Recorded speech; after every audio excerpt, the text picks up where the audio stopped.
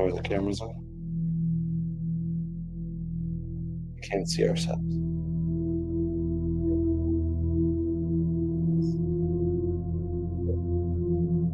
I want to zoom out so we can see Travis. Hello, everyone. This is Cliff Cawthon, one of the two hosts of the Unmasked Agenda. You are being transported to another world, another dimension, within the soon-to-be universe. And this special series is being done in coordination with the Friends of Scare Society, and where in this particular series, we're going to dissect the beautiful, terrifying overlap of horror, science fiction, and pop culture. So I am going to be joined by one of the co-founders of the Seattle Scare Society, Travis. Hey there, folks.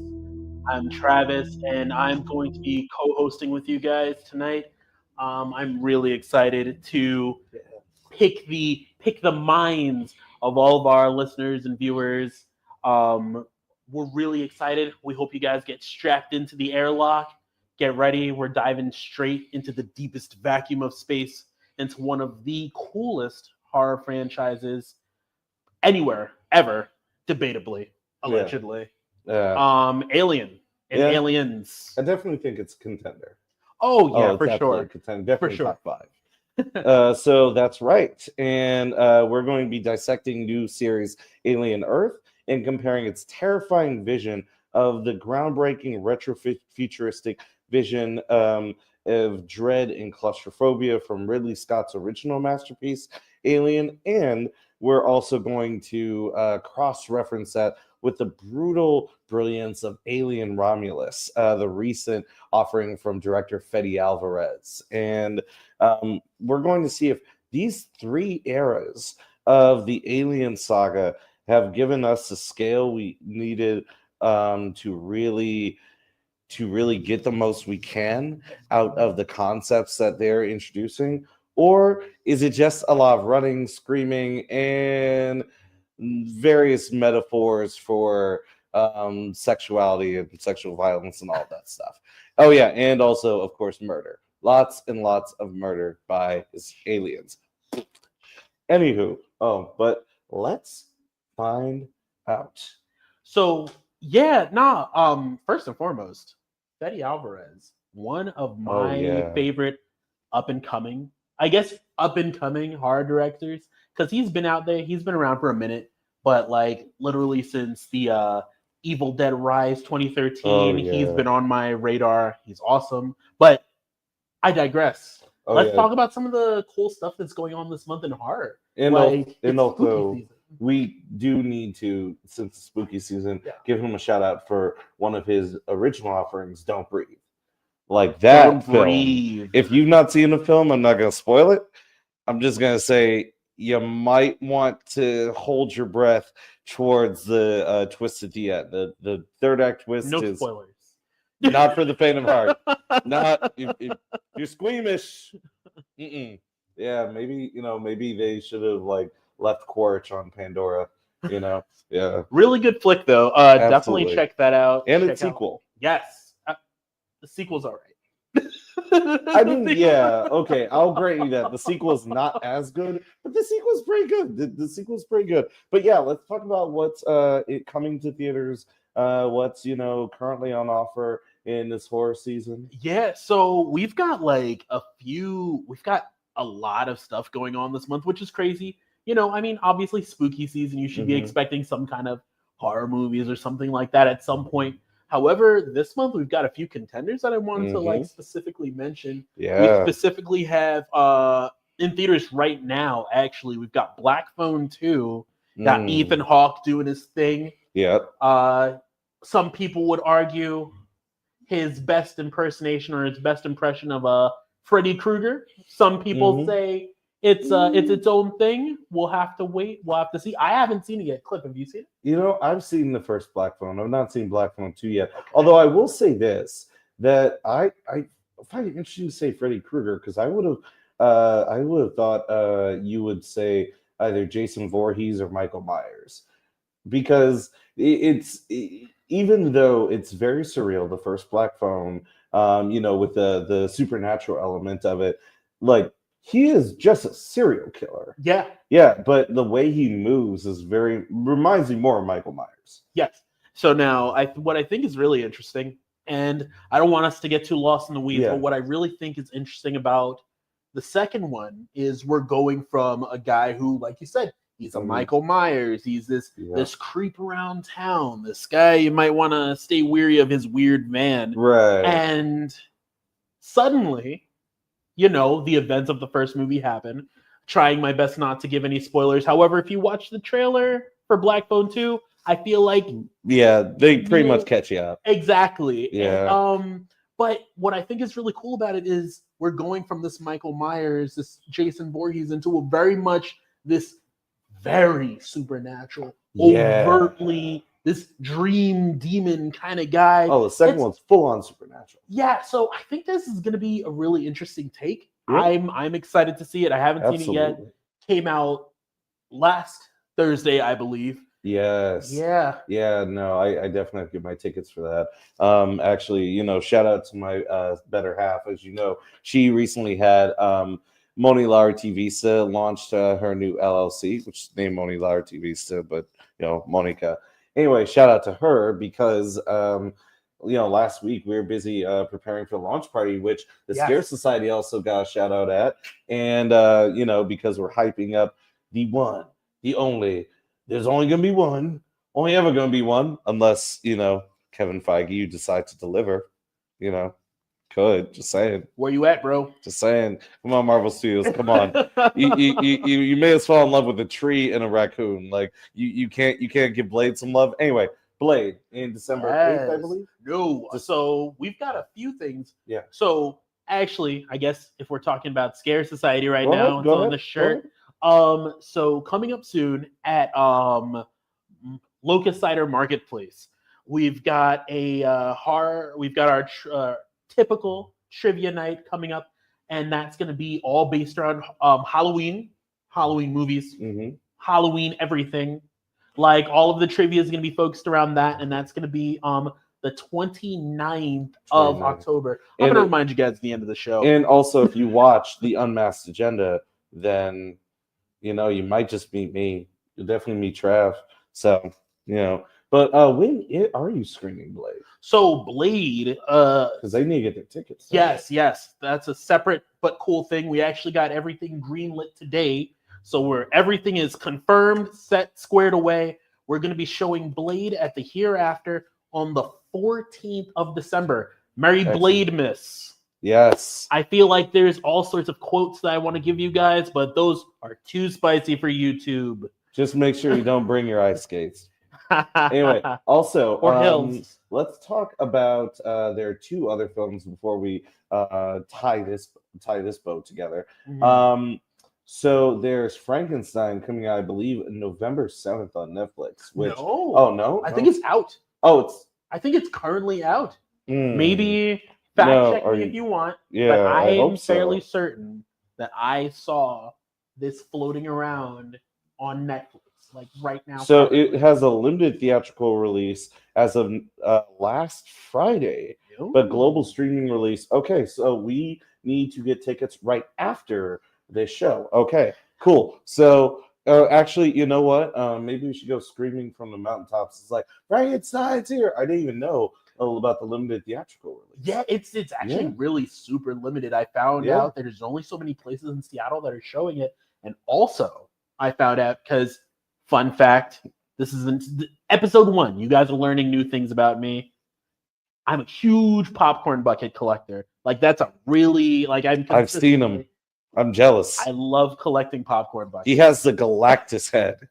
That costs actual adult money. It's true. It does. So now the one interesting thing that I was seeing about this Frankenstein movie is the popcorn bucket for it is literally like a skull. To be or not to be. Oh wow, you were really trying to make me not pay my mortgage this month, huh? Hey, man. I'm just saying, like a Popcorn skull, bucket grind is difficult. like an actual skull. Wow. You gotta be ready for it. Every month. Netflix better give us money because this is one hell of a promo. I think they're mainly in the business of taking, not as much giving. Yeah, if you ask anyone in the creative space these days, them and AI. Yes. True. Anyway, also, last but not least, Predator Badlands. Predator That's coming out in November. Badlands. Now that is related. It's actually a great kickback to the Alien franchise because they are part of the same universe. It's true. Yeah. PG-13 though. Yeah. That's an interesting move. Of all of the, I mean, honestly, no, not Aliens or Predator. I can't think in either universe. So I want to.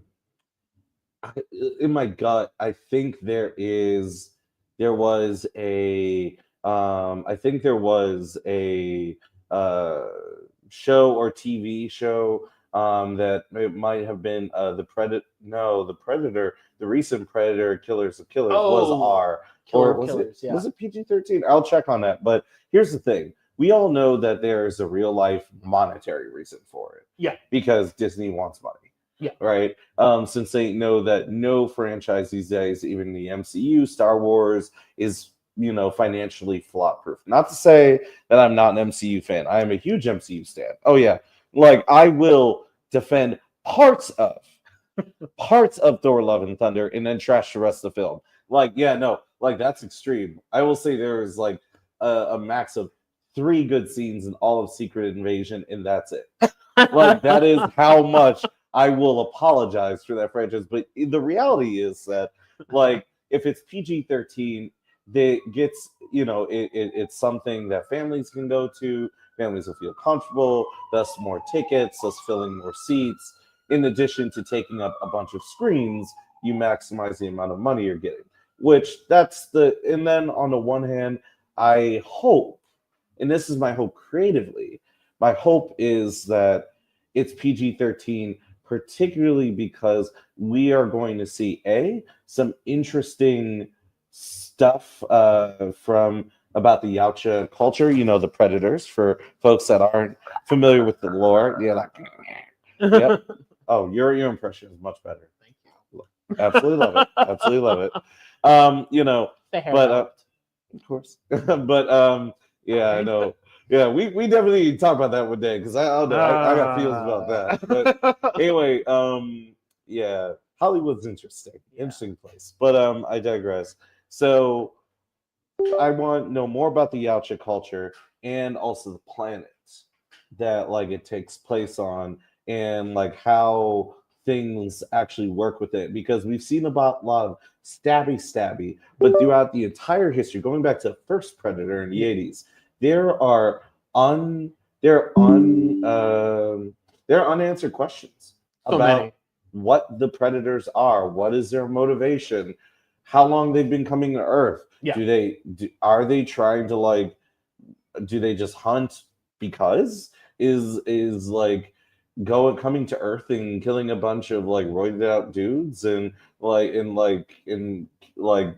killers, their version of going to Cancun, like they graduate from Yautja University, is like, I'm gonna go kill me a human, it's like, yeah. Well, I think the one thing that most interests me about this coming film is the fact that inside of the fact that it's PG-13, we're getting this, like you said, this more fleshed out version of Yautja culture. You've got Yautja Prime and then the Death Planet and all these things.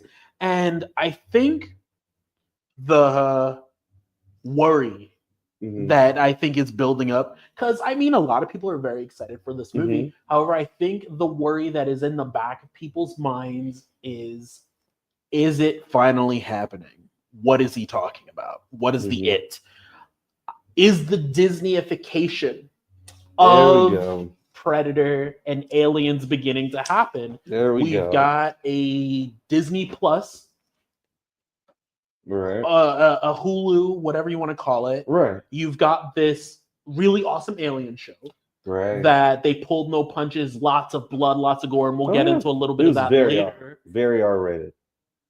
we're here and we're trying to dip into the realm of the Predator, where it's literally he's pulling out spines. He's doing all of these crazy things. He's flaying people and leaving their corpses in trees. It's just, I really want to know how they pull off this PG-13 and still give respect to the source material. I just really hope they don't soften it too much. It's cool that you want to get families in, but let's remember, Guardians of the Galaxy at least said one F word.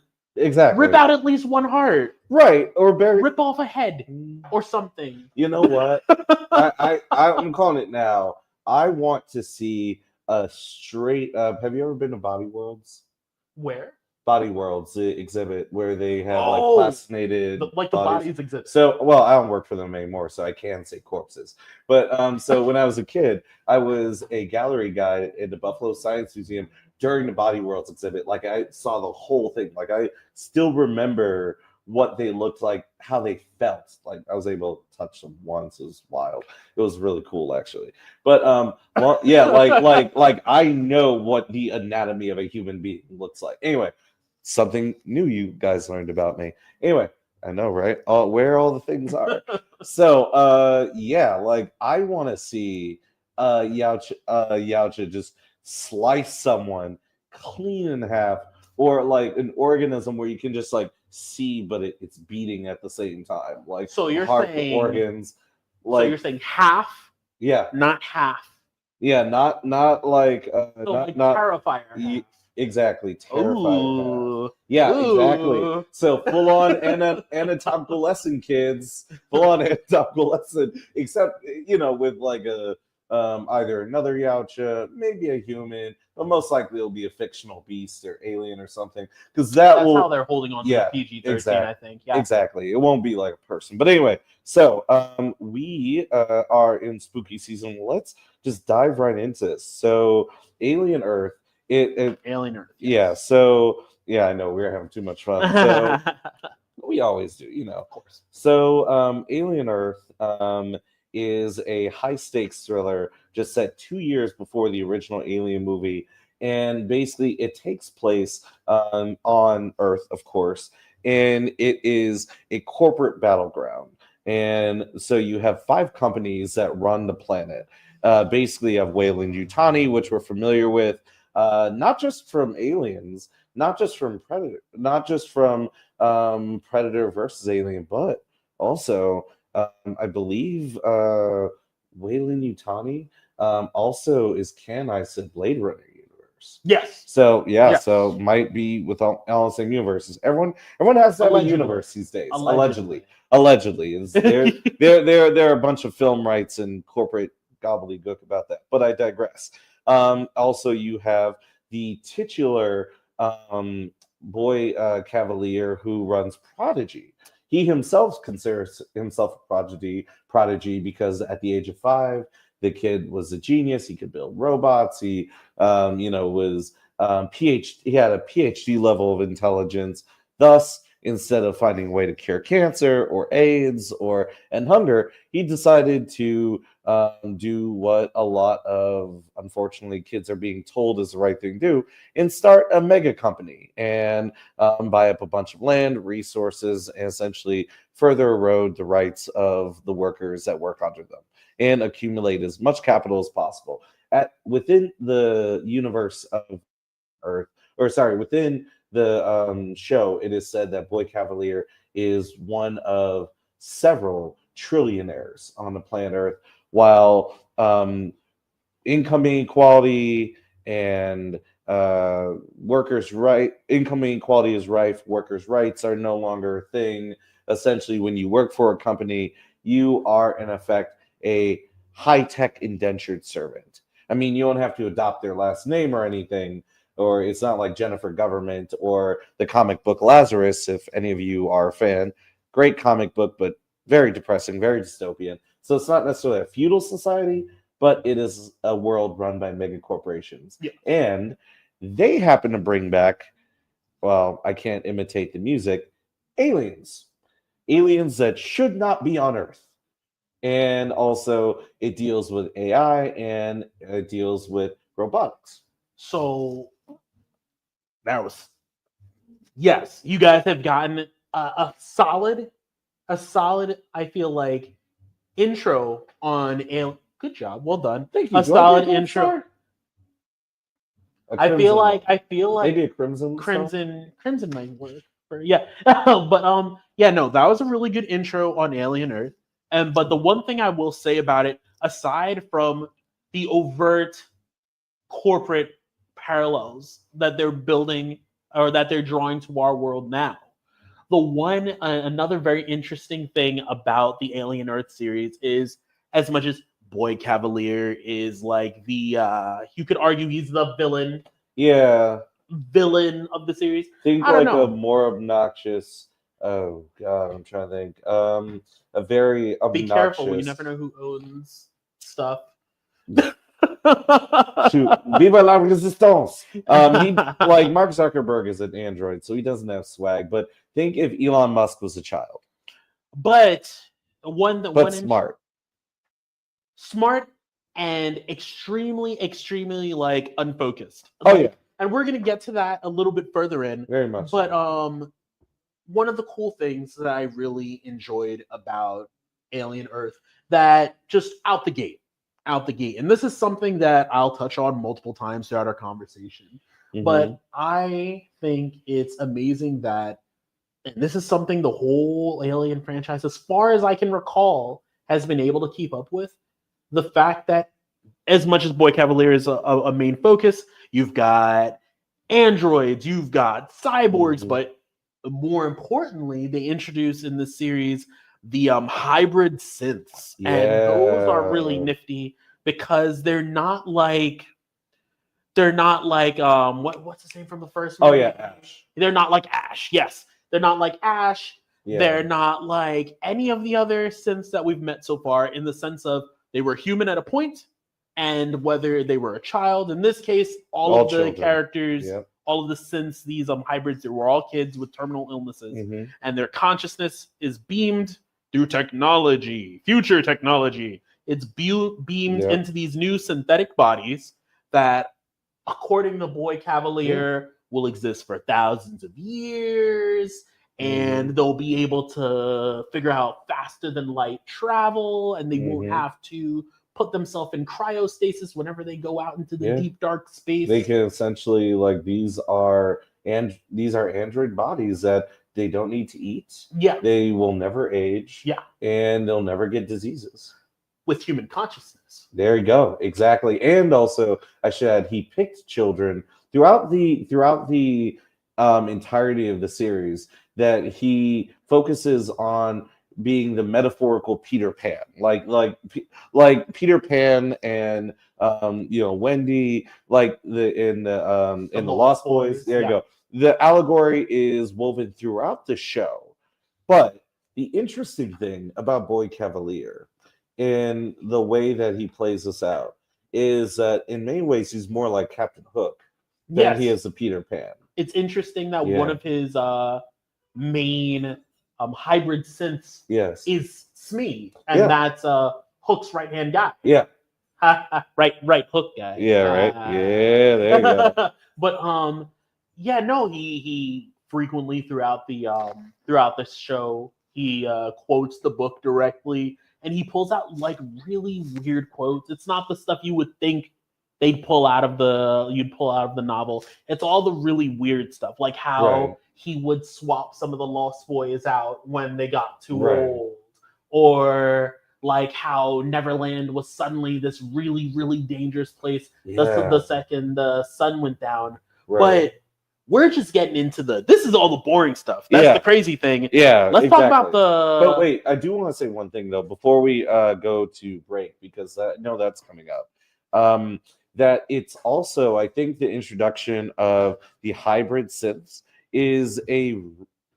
brings up a lot of questions about our relationship with both AI and also our relationship with our biopolitical relationship with like corporate control over our environment, over what over our very bodily autonomy themselves. In fact,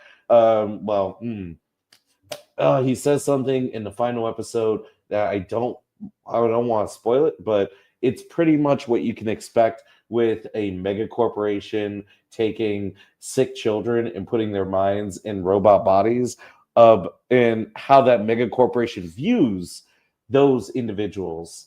And anyway, I'm not going to spoil it, but it does bring up those questions, which I think fits into the larger themes of Alien that I believe we're going to address once we get back from break.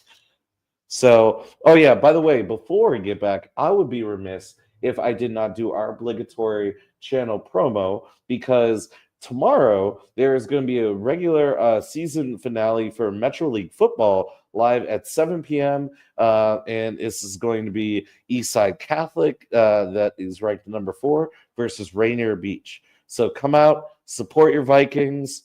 Yeah, I'm not rooting for Eastside Catholic. So come out, support your Vikings. Tune in, and yeah, we will be right back.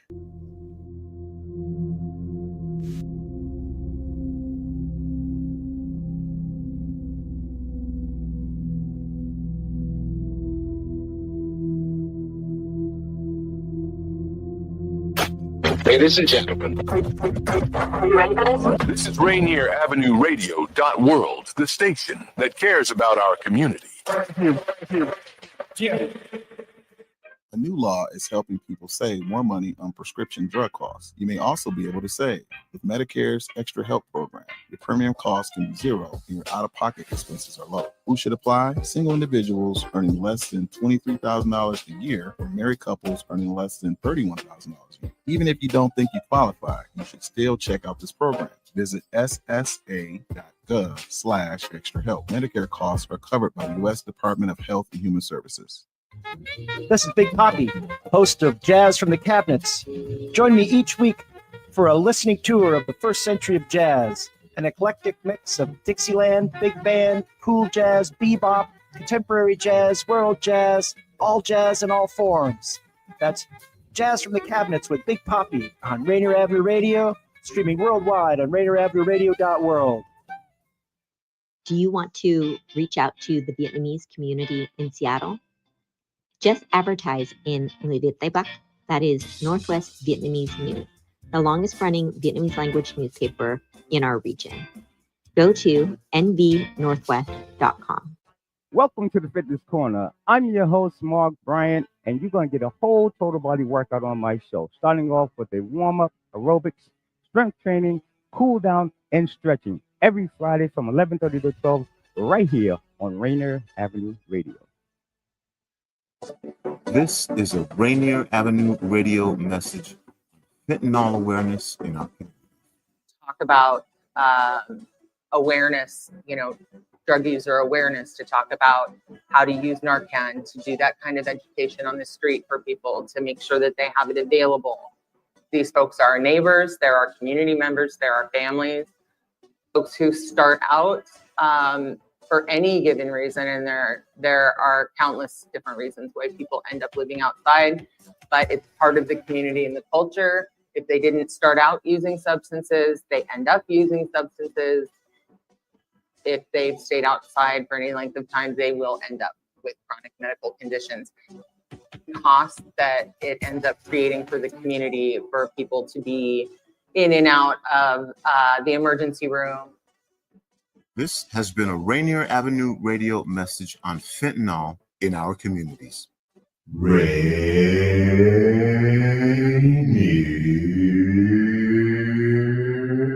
Avenue Radio.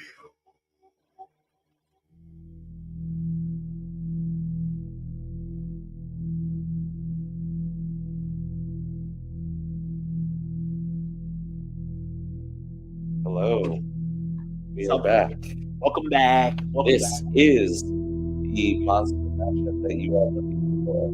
A special of the Unmasked Agenda, and the first of many of these analyses. Just in case if you're tuning in, this is Cliff, and this is Travis. And from the Scare Society will be helping us out with these monster matchups, where we are going to dissect sci-fi, horror, and pop culture. So I realized we came back, and I think it's like, as much as we're talking about Alien, I feel like we should do the handshake from Yes. Or wait, yeah, is it what like, was it? Yeah.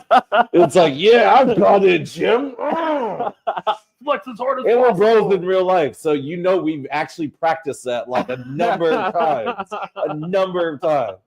All right.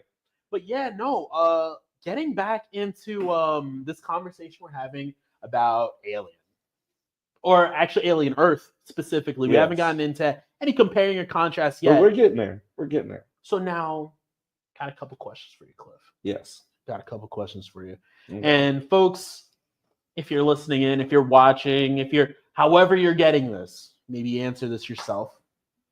If you had to pick, because we're talking a lot about the what was the name of this ship? What was the name of it? It was it was the USS something. The Maginot. Yes, the Yes, USS the Maginot. in So Alien Earth, yes. now we've seen how the USS Maginot, how that ship, that flight, how it fares, how it goes, Yes. how it goes down, I should say. Yep. If you had to pick Alien Earth, USS Maginot, or the Nostromo, Ooh. which Like, one? which ship crew to be a part of? Yeah, if you had to be a part of Oh, 5,000% the Nostromo. 5,000%. it. Really? Okay. Yes, and I'll tell you why. Because one, it's definitely better camaraderie with the Maginot. It is very clear, and actually, I think this is one thing that is different between the two. So the Nostromo, they are basically interplanetary truckers. Like they are on a mining trip, they're on a hop where they're just picking up this mining ore, they're gonna bring it back to Earth. And you essentially got space truckers, like people that, different relationships, but it's like, hey, let's keep it light. We're all just here for a paycheck, like I got my prawn in my bunker, for any of you that, and by the way, I love a little detail where you actually do see like some of the Alien's been out since 1979, so I guess I can't spoil this. When they fight Ash, the Sith, Yeah. When they're fighting him and Ash is trying to kill Ripley, Yeah. you can see like some of the one of the crew members porn like right behind her because they like fall into this person's bunker. But anyway, my point is that there is a sense of camaraderie, especially when it starts, when it becomes like a haunted house in space, if you will, as many people have described it, where the alien is stalking them and they come together. On the Maginot, on the other hand, I believe that's a research and development vessel. Correct me if I'm wrong. Yeah. Yeah, so you have, a very hierarchical, crew culture. However, some of the people, I remember, oh God, I forget his name. It's Water bottle guy? no, Asian dude, shaved head. Oh, Yeah. yeah, the guy who we thought was like a synth or something. Yeah, like yeah, that. we think he's a synth Yeah. because he's just acting in this very like inhuman, very herky jerky. yeah, but also very passive aggressive. Like oh, I've watched all of you sleep. There's nothing impressive. He said something like that. I remember the episode. I'm like, okay, that's creepy. You didn't have to say that, bro. Like, yeah. in How to envi- alienate your friend. Right.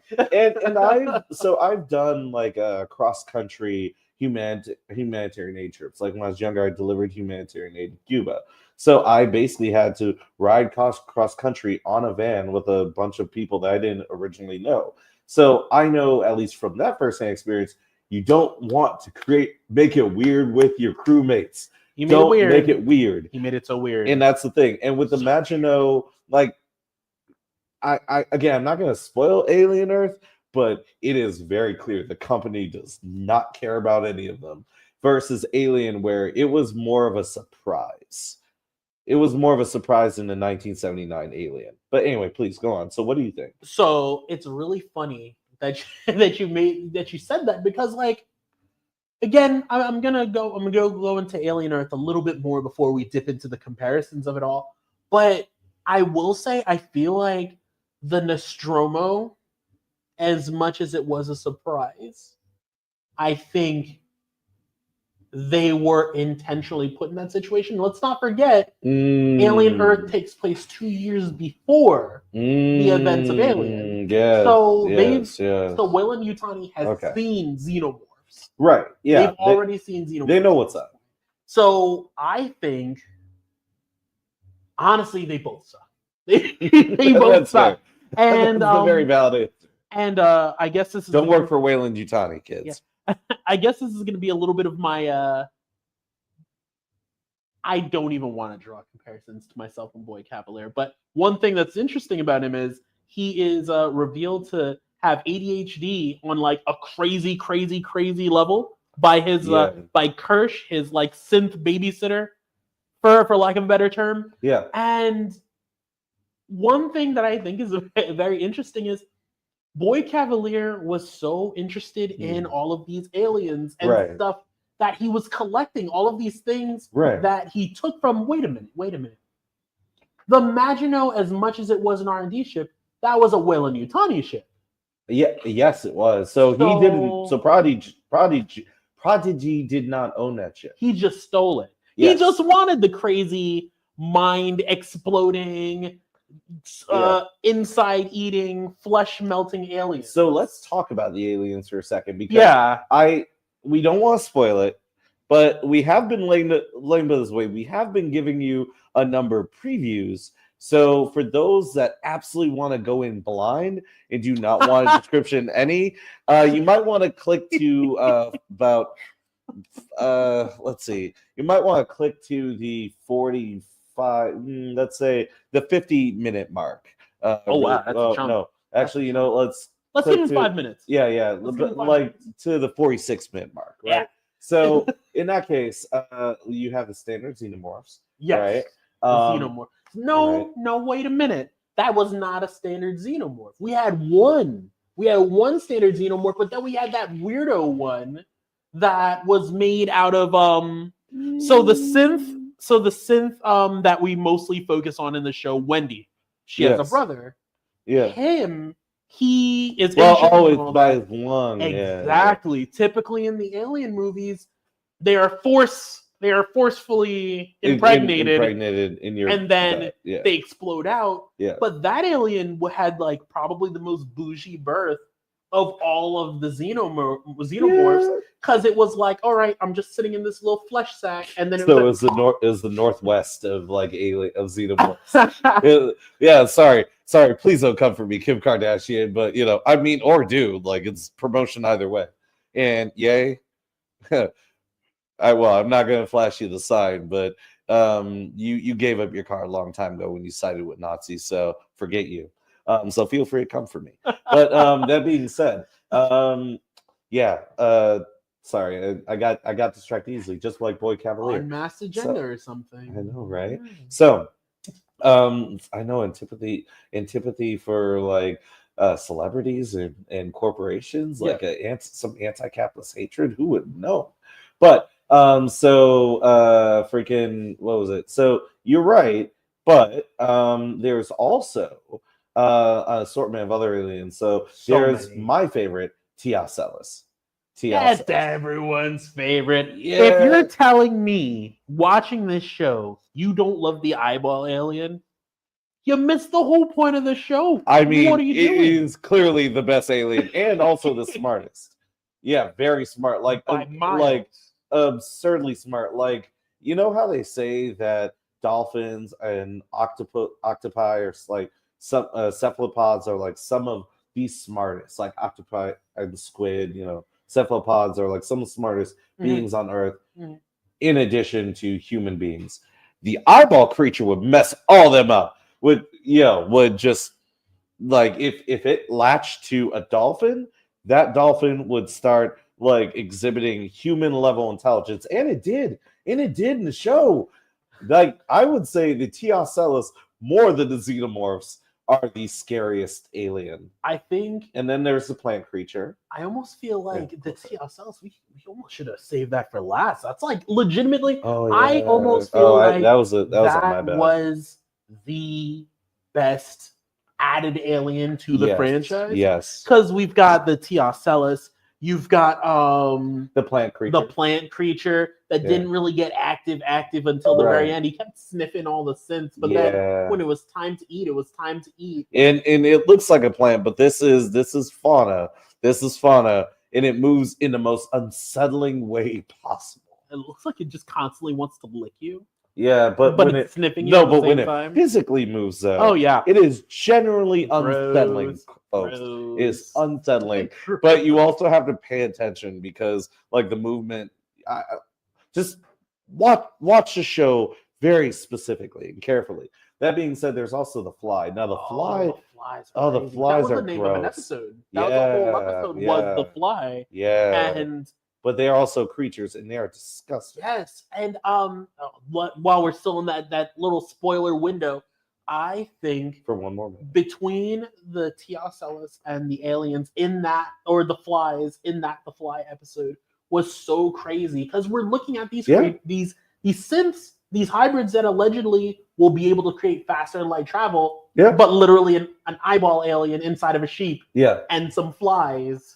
Melting, completely murk this thing. Right. Crazy. Kill one of them. And it's wild too, because like when that happened, I just remember thinking, I'm like, if humanity, and this is actually one of the reasons why I'm excited for Predator Badlands, because supposedly you're going to get other human characters in that film, according to the trailers. But if humankind actually goes out into the stars in the alien verse, bad move. Yeah, no, like we are not ready. Not ready. Nope. But anyway, so since we're out of the spoiler territory, at the mark, so let's dive a little bit into Alien Romulus, because Romulus. So one of the big themes that I really just like just nibble up about this series is the political implications of the universe, and that even extends to some degree to the Predator series as well. And I'll get into that perhaps if we have time for a second, like down the line. But yeah, like you have these mega corporations that rule the world, but without spoiling too much, did the implication for what happened to democracies, given our current moment in history, did that disturb you as much as it might have disturbed me? Or because I know I'm a political nerd, but also I know you're very astute. Remember the line when they were talking about what happened to former nation You're talking states? about in Earth, Alien Earth. Yeah, in Alien Earth. But also like how it was clear that there were no rights for workers in Alien Romulus. Yes. So, okay, that's a bit to unpack, but I got you. So when we're talking about specifically Alien, because right now you're talking about Alien Earth, right? Well, I mean, it's fully unpacked in Alien Earth, but we get a hint of it in Alien Romulus and also even Alien, but specifically Alien Romulus with the main character. Yes. So now the point that I was going to get at, I kind of had a brain fart for a second. I think it's interesting that in Alien Earth, I believe, and you guys can correct me if I'm wrong in the comments or whatever, but I believe they said there were 5 major mega corporations that had completely taken over the planet. And if we're talking about that as something that scare me, conceptually, if it was mega corporations running the world and they controlled our day-to-day lives versus like your, commonplace government as we know it. Right. I would be lying to you if I said it was unexpected. Yeah.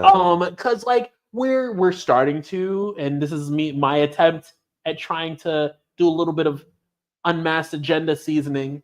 Mm-hmm. I feel that in the day and age we live in, where people in power in the United States are attempting to really try to throw their weight around almost in a tyrannical type of fashion. Yeah. It wouldn't be the craziest thing. If you were to tell me Right. Disney, the owners of all of these franchises and all of these member berries and all of these Right. nostalgia things, they decided to pull all of us and Yeah. they said, hey, work for us and we'll help you get rid of this big scary thing. As long as you just swear your fealty to the mouse. Or like, right? You know what? Like, real talk. Like, it's not that far off from what some of them, like these tech bro oligarchs, it's not far off from what some of them actually want to do, right? Like the idea of, charter cities. And, for those that don't know, the idea is that basically a corporation would charter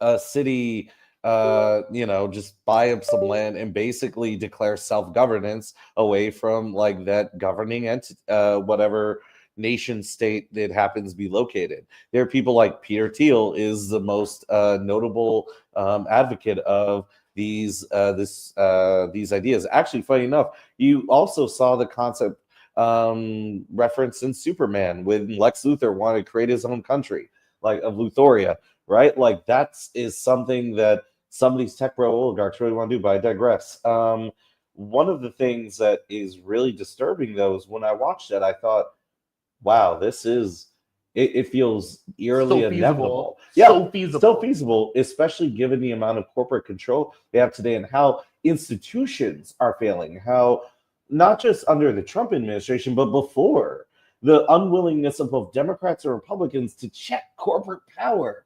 Like even here in the city of Seattle, radical leftist hello, radical leftist anarchist wasteland that is Seattle, right? Like we passed they called it the head tax, but it was an employee salary tax to fund affordable housing and to fund social services. And it would have taxed the salaries of the highest employees in the city. Amazon got right on that, and I think it was a matter of months where it was withdrawn, where the city council overturned it.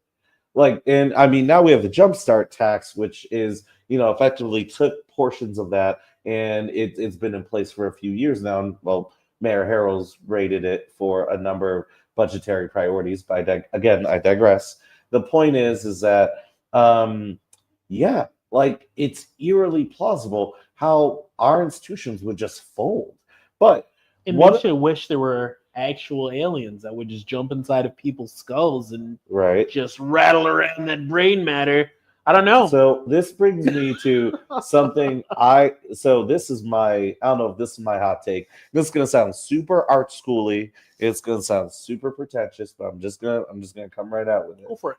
I think that the whole point of the Alien franchise, even going back to 1979, is not that the xenomorphs or the aliens are the real monsters, but corporations, and particularly corporate control, and also the control of unseen and unaccountable entities are the real monsters. Because the whole point of Alien in 1979, there were anxieties around women's rights, around or particularly the rise of women's rights and reproductive freedom amongst quote unquote middle America, the anxiety about what was really the lack of investment in cities and in communities of color and lack of equitable investment, but really anxiety about inner cities and crime and all sorts of stuff, like, kind of gritty 1970s New York City style anxiety. And so it's essentially anxiety about poverty,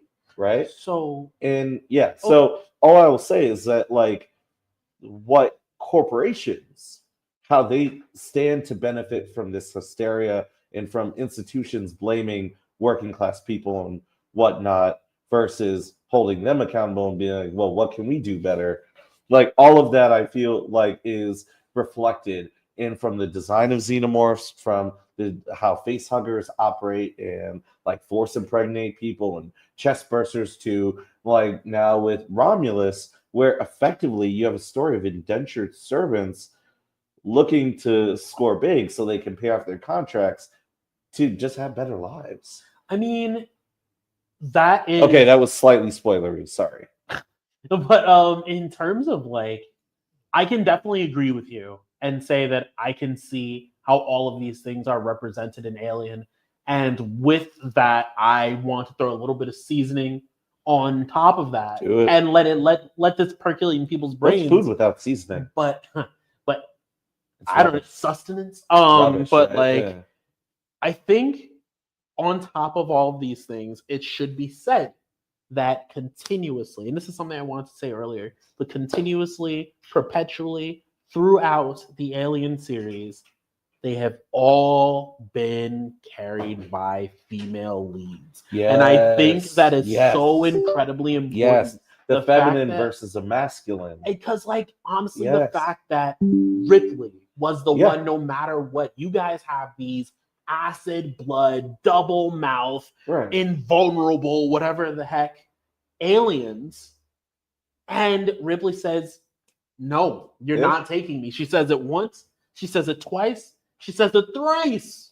Yeah. And then she doesn't. And then another version of her does. And then when Ripley's gone, we've got Alien Romulus, Right. where another strong And- female lead says, hey, let's kick some alien butt. And I want to give a special shout out. The first Aliens versus Predator, it was Sanaa Lathan's character. Guy, I forgot her name. I just, Yeah. it's It's been a while. I assume teenage Cliff found his wife. But anyway, but I'm just kidding, baby. I love you, Moni. I'm just kidding. But I'm getting in trouble for that later. But anyway, I digress. From one married man to another, you'll just be like, good luck, brother. Good luck. Anyway, but yeah. So I think your observation is absolutely spot on. And also, I just know we're running a little bit out of time. So, what are some of your takeaways, like for some of your takeaways from the franchise, or some of your other takeaways? So I guess to boil all this down, to take away all the extra fat, everything, if I was to just review it and just say, what did I think of the 8-episode show Alien Earth? I'm going to say it was extremely successful. It took us out of the ship. It's not just about the claustrophobia. It showed us the madness of Ultra Corporation, the entire world, the game. The big villain. Yes, it showed us the true villain. It showed us. So apparently there's just xenomorphs messing around on Earth, and they've been messing around on Earth since before the first movie. Unless we know something happens, unless something Right. else happens, that means xenomorphs have just been rolling around. Well, there was that ending of Alien 3. I don't know if that was an alternate take where they come back to Earth and like the Eiffel Tower is destroyed. And I mean, maybe this is how that started, Yeah, without exactly. too many spoilers. right. But like, I mean, Alien 3's been around forever. So. it's true. But like, I really, really, really enjoyed this series. I Me think too. if I had to compare it to anything else, and as anybody who's in the Seattle Scare Society, any of you guys know, I'm a huge Evil Dead guy. Evil Dead is one of my favorite horror franchises Sam ever. Raimi. I Sam talked about, Raimi, the GOAT. yeah, I was talking about him. I was talking about Fede Alvarez earlier. Mhm. And when it comes down to it, I definitely think this is one of the best franchises directly derived from a movie. Or, yeah, directly Absolutely. derived from a movie franchise. Right. What a show. Amazing. Must watch. And also, I should say, we are going to be back next month with another monster mashup. I'm not going to spoil it for you, but I will say this: it will be the theme will go along very well with Turkey and a recognition of the real history of this country. And then with that, thank you for joining us on the Monster Mashup. This special new series brought to you by the Unmasked Agenda. And also check us out next week, where we'll be interviewing, and my co-host Tony will be back. And fun fact, Trav has also been helping us with writing scripts for the Unmasked Agenda. So he, to take the mask off, has been one of the executive producers of the Unmasked Agenda. So thank you very much, brother. I appreciate you. Of course. And we will be back next week. I know, right? We'll be back next week with Marcus Harrison Green, where we'll talk about local elections. We'll talk about some of his literary career, and also diving a bit more into the culture. And with that, stay awesome, stay righteous, never back down, and enjoy